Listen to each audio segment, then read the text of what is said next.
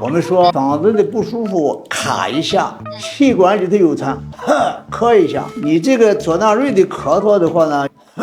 有点来自于深部的现象，有痰咳不出来的表现。你的唑纳瑞主要的就是咳嗽是吧？对，前一段时间他咳嗽，当时在宠物医院他拍了一个片子，说是他是肺心病吧，说心脏好像有一点变形。刚才看见那个咳嗽的症状，他有明显的连续咳，第二个咳嗽有声音，再一个好像咳嗽的部位较深。我们说嗓子的不舒服，卡一下，气管里头有痰，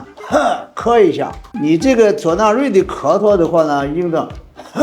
有点来自于深部的现象，就说为似乎的肺气不足，有痰咳不出来的表现。好像这次咳嗽拖延的时间较长了。现在一个我看的话呢，应该就是说上次的呼吸道感染以后引起的一种叫做肺热咳嗽。那么时间一长，由热变成为燥，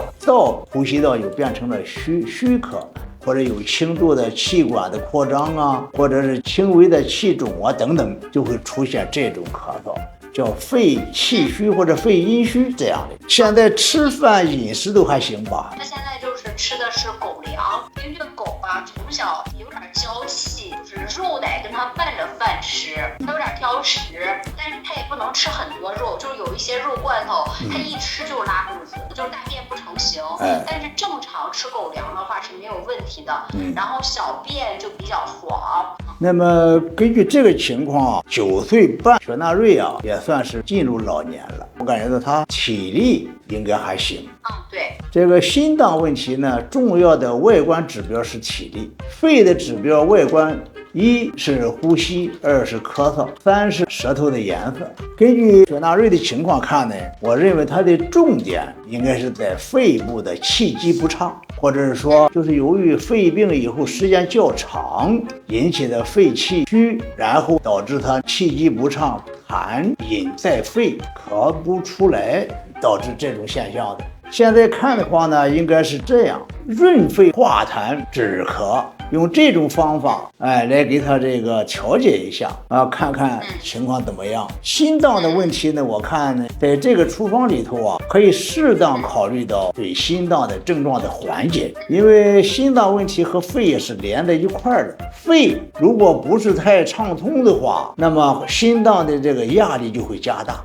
因为右心室分出血液到肺部去进行气体交换的，那么肺部要是循环不良的话呢，就会增加右心室的这个消耗负担，所以有可能相应的引起右心房的轻度扩张，增加了咳嗽的这个频率。我考虑肺部进行疏导以后，有可能对心脏同时呢就会产生缓解作用就按照我说的这个思路，适当的是叫做补气润肺化痰止咳